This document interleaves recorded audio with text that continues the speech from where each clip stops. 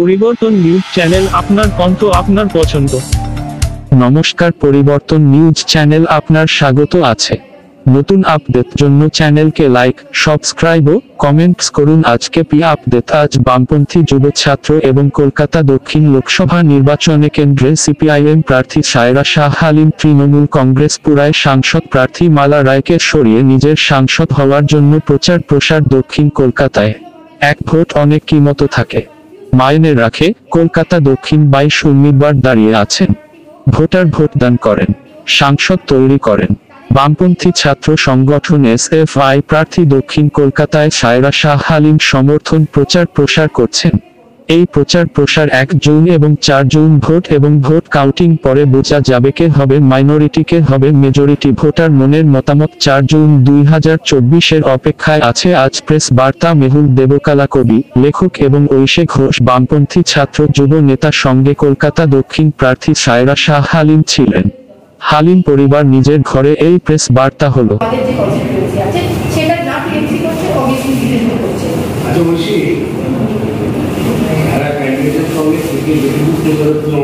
ভীষণই পজিটিভ। আমরা আগের নির্বাচনেও দেখেছি বা আগে নির্বাচন দেখেছি, but 2024 Lok Sabha elections is going to create a new kind of history from what we are understanding from the body language of the voters also. আগে যে বাইনারির মধ্যে ফেসে থাকানোর চেষ্টা করছিল, এইবার কিন্তু মানুষ এবার ওকে টোকে বুঝেছে এতগুলো নির্বাচনে যে তাদের কথা কিন্তু বলা হয়নি। তো একটা পজিটিভ রেসপন্স আছে। Secondly, because Saira Shah Halim by ইলেকশনে যখন লড়েছে, মানুষ সেই রেজাল্ট দেখেছে। She has reached out to every corner. যেখানে মানে এই কনস্টিটুয়েন্সি মানে প্রত্যেকটা মানুষের কাছে, প্রত্যেকটা কমিউনিটির কাছে ক্যাপিটাল হয়ে সব রকম মানুষের জন্য ক্যাপিটাল, সেই যে প্রশ্ন সেটাকে তিনি খুব ভালোভাবে তুলে ধরছেন। আর দুটো জিনিস, যে education, employment and the most important thing is environment.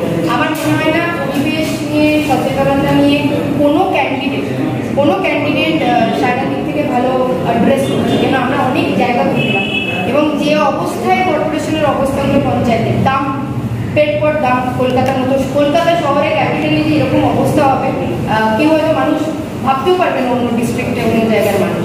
তো উনি যেভাবে একটা গ্রিন সিটির প্রকল্প নিয়ে সামনে থেকে চলছেন, I think so all the issues she is taking up is very related to Kolkata. এটা কি বলা যায় একটা চেঞ্জ আসছে দক্ষিণ কলকাতায়? একদম আসছে এবং এটা রেজাল্টের পরে মানুষ দেখতে পাবে। এই সন্দেশ খালির মা বোনের জন্য লড়াই, আপনি যা সেক্সুয়াল এক্সপ্লয়টেশনটা দেখছেন, ইট ইজ আনপ্রেসিডেন্টেড। অ্যান্ড ওই যা দুর্নীতি আর যা সেক্সুয়াল এক্সপ্লয়টেশন অফ উইমেন আপনি যা দেখেছেন, ওই বিরুদ্ধে লড়াই করতে হবে। আর আমি আবার বলছি, এই কোনো সালানো না ওকে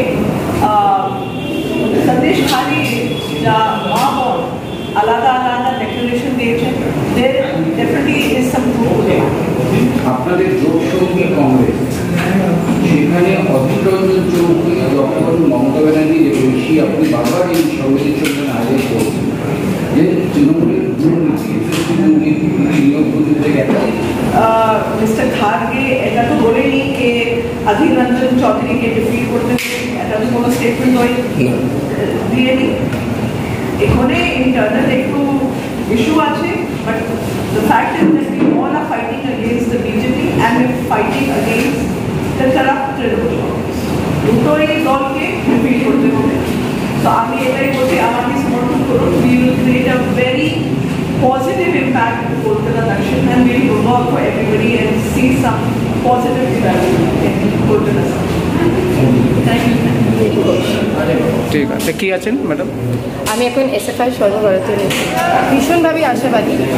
গত 4 দফায় যেভাবে ভোট হয়েছে, অবশ্যই বিজেপির যে সরকার, সে সরকার কেন্দ্রতে গঠন করছে না। এটা হাওয়া উত্তর ভারত থেকে, বিভিন্ন জায়গা থেকে, দক্ষিণ ভারত থেকে আছে যে বিজেপিকে ডিফিট করতে হবে, পরাস্ত করতে হবে। কিন্তু সাথে পশ্চিমবাংলার মধ্যেও মানুষ অতিষ্ঠ তৃণমূলের মতো করাপশনের মতো পার্টিকে নিয়ে, এবং মানুষ দেখছে যে বিজেপির যে নেতারা তারা তৃণমূলে যাচ্ছে, আর কি তৃণমূলের নেতারা বিজেপিতে যাচ্ছে। এই দলবদলের রাজনীতিকে ডিফিট করে মানুষ বলছে যে লেফট কংগ্রেস যে একটা অল্টারনেটিভ দিয়েছে, বিকল্প দিয়েছে, শুধু পশ্চিমবাংলার জন্য নয়, পুরো দেশের মধ্যে যেভাবে একটা ফাইটিং স্পিরিট নিয়ে আজকে লড়ছে, মানুষের রুজি রুটি নিয়ে, শিক্ষা রোজগারের প্রশ্ন নিয়ে, তারা লেফট কংগ্রেসকে একসাথে জোট দেবে। আমরা শুধু বিজেপিকে বলছি না যে ধর্মের রাজনীতি করছে, আমরা বলছি দুটো রাজনৈতিক দলই ধর্মের নামে মানুষকে আলাদা করার চেষ্টা করছে, বিভাজন করার চেষ্টা করছে, এবং তাই জন্যেই আমরা বলছি যে ধর্ম মানুষের আগেও ছিল, ধর্ম মানুষের থাকবে। ধর্মকে রক্ষা করার যে জায়গা, সেটা সংবিধান সেই অধিকার দেয়, মানুষ কী ধর্মতে থাকবে। আমরা যে কথা বলছি যে মানুষের রুজি রুটি নিয়ে কথা বলতে হবে, রোজগার নিয়ে কথা বলতে হবে।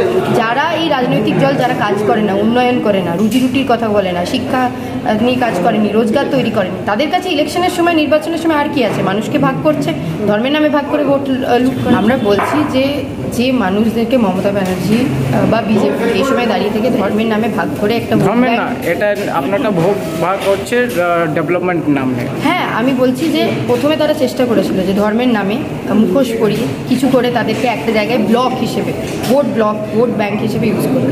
কিন্তু মানুষ তো দেখছে যে এই নিয়ে রাজনীতি হবে না, উন্নয়ন হয়নি, মহিলাদের কাজ কর্মসংস্থান তৈরি হয়নি, শিক্ষা তৈরি হচ্ছে না, কিছু হচ্ছে না। সেই জায়গায় আমরা দেখছি কি যে প্রচুর মহিলা ভোটার তারা কিন্তু এবার অপ্ট করছে জোটের জন্য। একদম সায়রা শালিমের সাথে সাউথ কলকাতা কনস্টিটুয়েন্সিতে গেছি, এবং সাউথ কলকাতা নাকি পুরো কলকাতা? পুরো সাউথ কলকাতায় ছিলাম কনস্টিটুয়েন্সিতে, এবং বিভিন্ন অন্য লোকসভা কনস্টিটুয়েন্সিতেও প্রচারের কাটিংয়ে। কি রেসপন্স পাচ্ছেন? ভীষণই পজিটিভ রেসপন্স এবার। আশাবাদী আছেন? একদমই আশাবাদী। ঠিক।